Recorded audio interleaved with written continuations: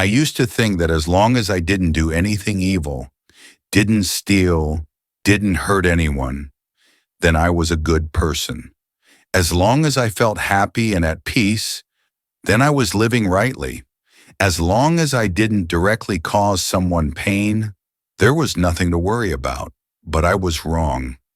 One evening I saw the neighbor's child sitting outside, holding their empty stomach, peering through my window as I enjoyed a full dinner, and I felt a lump in my throat.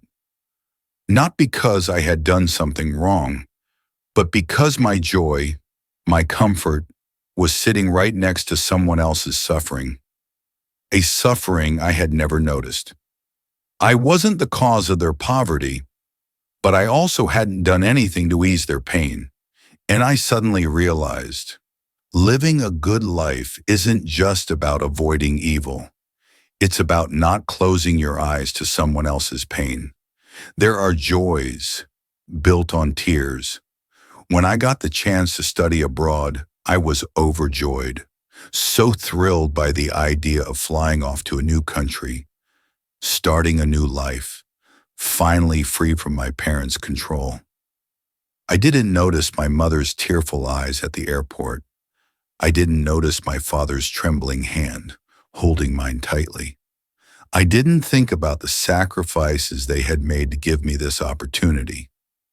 Partings are always a mix of joy and sorrow. Joy for the ones stepping into a new chapter, sorrow for the ones left behind. I thought my happiness was fully deserved.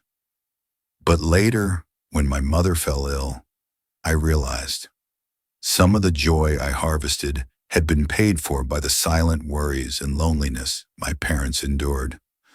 No one blamed me, but it was their silence, their quiet suffering, that haunted me. Sometimes our joy comes from someone else's loss. We live in a society where success is often measured by how much we surpass others.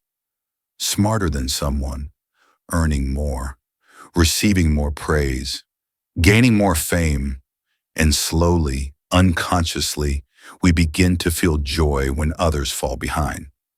I too once felt that way, and that feeling later filled me with shame. Years ago, when my best friend's company went bankrupt, I comforted him outwardly, but inwardly I felt relieved. He had always been better off than I was. That fleeting sense of relief revealed something ugly inside me. I wasn't responsible for his company's collapse. But in that moment, I was secretly glad to see it fall. That joy didn't come from growth or progress. It came from someone else's failure. And that, I now know, is not good. It is not kind. It is cruel. True joy is when your heart remains clear. I believe this now. If after a moment of joy your heart feels light, if no one is hurt, no one has to bow their head in shame, if you can still look others in the eye without guilt, then that joy is pure and real.